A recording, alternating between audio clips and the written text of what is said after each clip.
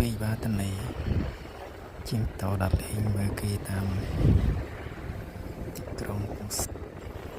ហើយនេះគឺតាមមាត់ឆ្នេរអូជាទៀវ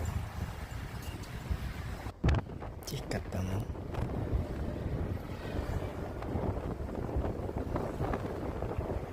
ជិះតាមមើលគេមើលឯងអបស្រី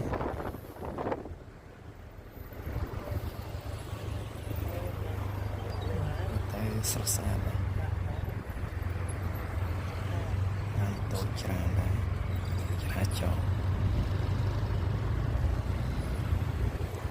ទីនេះគឺទៅចិត្តវងមលតោពី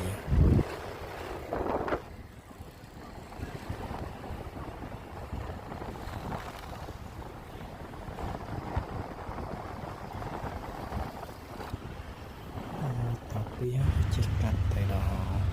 ត្រកៀតឆ្កាជី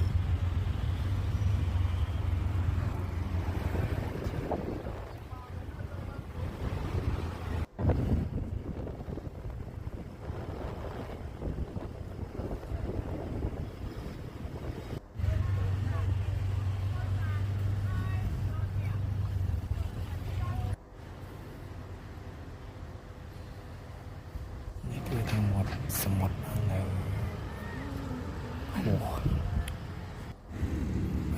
ឆ្នេរអូជាទៀវ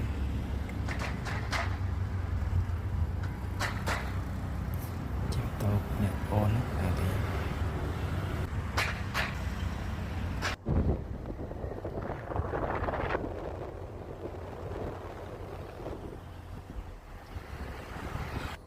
នេះគឺយើងជិះត្រឡប់ទៅវិញបាទ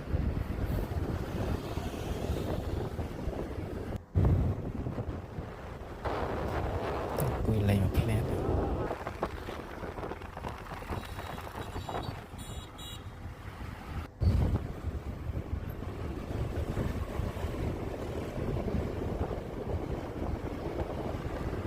ជាងផ្លែវាដាក់ភ្លើងស្អាតមកផ្លែជំវិញ